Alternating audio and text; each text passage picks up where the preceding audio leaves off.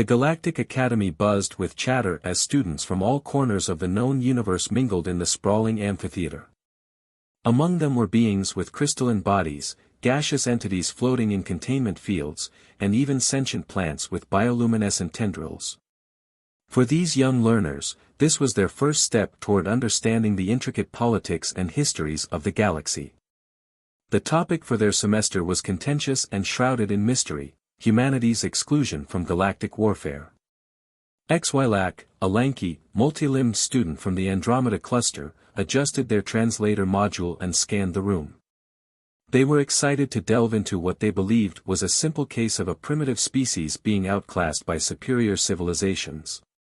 But curiosity gnawed at them. The banning of humanity from all galactic conflicts was a decree enforced with such severity that even mentioning humans in war councils brought a hush over the room. Their assigned partner, Fraela, a vibrant orb of sentient plasma, pulsed with enthusiasm. "I've been analyzing the archives," Fraela's synthetic voice chimed. "The records are fragmented. Either someone deliberately erased them, or there's something so classified that even we aren't supposed to know." Xy'lak flicked their antennae in agreement. Why would a species as relatively young as humanity be the subject of such secrecy? The Council's prohibition seems excessive, even for their standards. Their instructor, a venerable Zorvathian elder with a flowing, translucent mane, floated into the amphitheater. The students quieted immediately. "Today," the elder began, "we embark on a journey into one of the most controversial decisions in galactic history.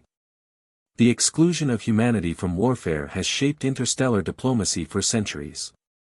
Your task is to uncover why." The assignment was straightforward: research, analyze, and present findings on humanity's exclusion. But for Xy'lak and Fraela, it quickly became apparent that nothing about this task would be simple. The Central Archives provided only surface-level information. Humans were aggressive, unpredictable, and too dangerous to involve in organized conflict. But these descriptions felt incomplete, almost deliberately vague. "We need first-hand accounts," Fraela suggested. "Survivors of conflicts involving humans, or anyone who's interacted with them closely." Their investigation led them to the retired war veterans enclave on the remote moon of Orith, 9. The enclave was a sanctuary for those who had seen the worst of galactic warfare. As Xy'lak and Fraela approached, the atmosphere grew heavy with unspoken tension. The veterans, many of whom bore physical and emotional scars, were reluctant to speak about humans.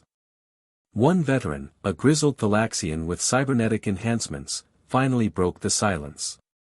"You want to know why humans are banned from war?" Their voice was a rasp, each word weighted with caution. "You'll regret digging into this. But if you're determined, you should speak to Commander Vrwenen." Commander Vrwenen was a legend, one of the few who had fought alongside humans during their brief involvement in galactic conflicts. Finding Vrwenen was no small task. They had retreated to a secluded asteroid belt, far from prying eyes. When Xy'lak and Fraela finally located them, they were greeted by an imposing figure with piercing eyes that seemed to see through time itself. "Why have you come?"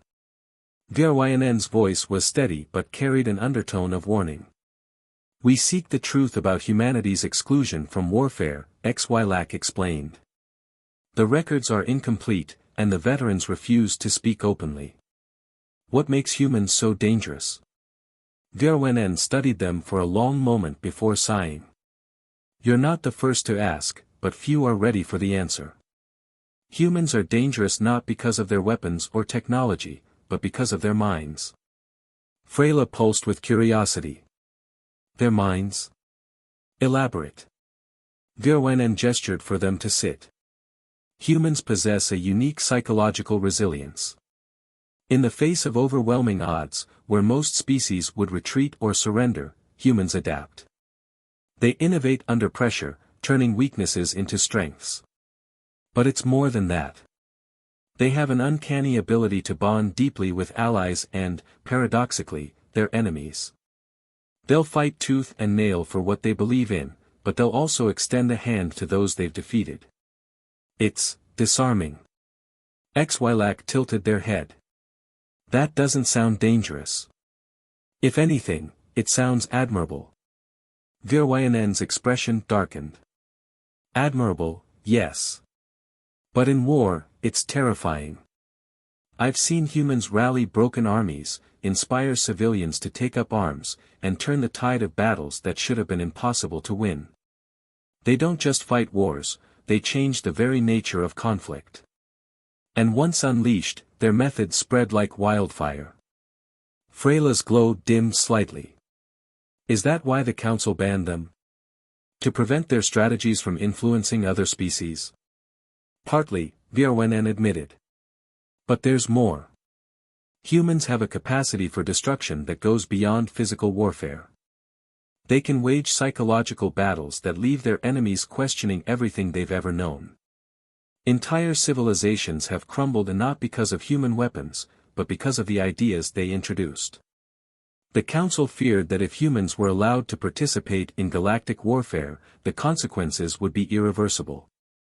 Xy'lak and Fraela exchanged a glance. This was more than they had anticipated. But doesn't banning them only make them more of an enigma? Xy'lak asked. Xy'lak nodded. Precisely. And that's the paradox. By excluding humanity, the Council hoped to contain their influence. But the mystery surrounding them has only fueled curiosity. You've felt it yourselves. Their conversation with Xy'lak marked a turning point. Armed with this new understanding, Xy'lak and Fraela dove deeper into their research, seeking out hidden records and forgotten testimonies. They uncovered tales of human ingenuity, compassion, and ruthlessness that painted a complex picture. Humanity was neither the ultimate villain nor the flawless hero. They were something far more unpredictable. When the time came to present their findings, the amphitheater was packed. Students and faculty alike were eager to hear what Xy'lak and Fraela had uncovered. As they spoke, recounting the stories of human adaptability and the Council's fears, the room was silent. In the end, Xy'lak concluded, the ban on humanity is not just about what they might do in war, but what they represent. A force that challenges the status quo, defies expectations, and forces us to confront our own limitations. Perhaps the real question is not why humans are banned, but whether the galaxy is ready to face what humanity brings to the table. The amphitheater erupted in discussion, the students' perspectives forever changed. For Xy'lak and Fraela, the journey had been more than an academic exercise. It was a glimpse into a truth that would ripple through the galaxy for generations to come. The presentation concluded, but the echoes of its implications lingered long after Xy'lak and Fraela left the stage.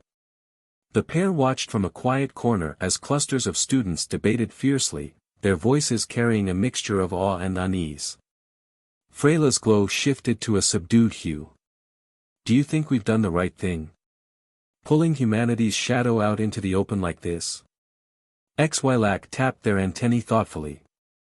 Truth has a way of demanding its place, no matter how uncomfortable. But I wonder if we've started something we don't fully understand.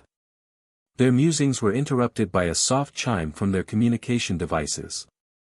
A message glowed on their screens, marked with the insignia of the Galactic Council, a symbol that rarely touched the lives of ordinary students.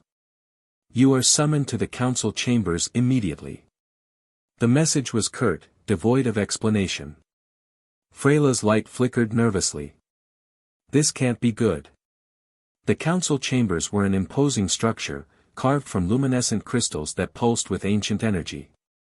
Xy'lak and Fraela were escorted into the central hall, where towering holograms of the council members loomed over them. Their instructor, the Zorvathian elder, stood silently at the edge of the room, their expression unreadable. A counselor, their form an amorphous swirl of colors, spoke first. Students Xy'lak and Fraela, your research has drawn the attention of this body. Your findings touch upon matters of great sensitivity. Xy'lak squared their shoulders, antennae quivering. We sought only to uncover the truth. Humanity's exclusion is a question that demands understanding, not silence. Another counselor, a being with a crystalline visage that refracted light into countless shards, leaned forward. And in seeking that truth, you have awakened dormant tensions. The mystery of humanity has kept the galaxy in balance. Exposing too much risks shattering that equilibrium. Fraela, their plasma dim but resolute, spoke. With respect, isn't that balance an illusion? The galaxy can't grow if it's built on fear and suppression. The council chamber grew still. Then, the Zorvathian elder stepped forward. Perhaps the students are not entirely wrong, they said, their voice calm yet firm. But neither are they fully aware of the forces they've set in motion. Humanity's story is a double-edged blade, one that cuts deeply, no matter which side it is wielded from. The council deliberated in hushed tones, their holograms flickering with indecision. Finally, the first counselor spoke again. Your research will not be suppressed, but neither will it be freely distributed. Instead, we will preserve it as a classified record, accessible only to those deemed ready to understand its implications. Xy'lak's antennae drooped. So, our work will be hidden, like so much else about humanity.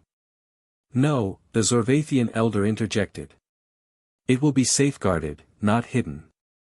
There is a difference. You've planted a seed of knowledge.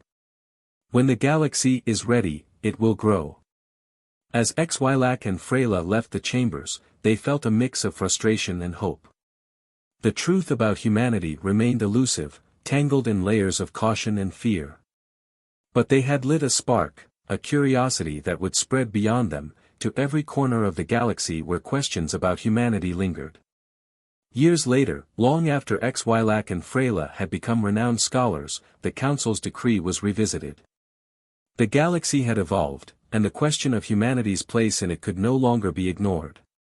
The seeds they had planted began to bloom, transforming how civilizations viewed not only humans but themselves. And somewhere on a distant, unremarkable planet called Earth, humanity continued to thrive, oblivious to the quiet revolution their existence had inspired among the stars. For the galaxy, their story was far from over, it was just beginning.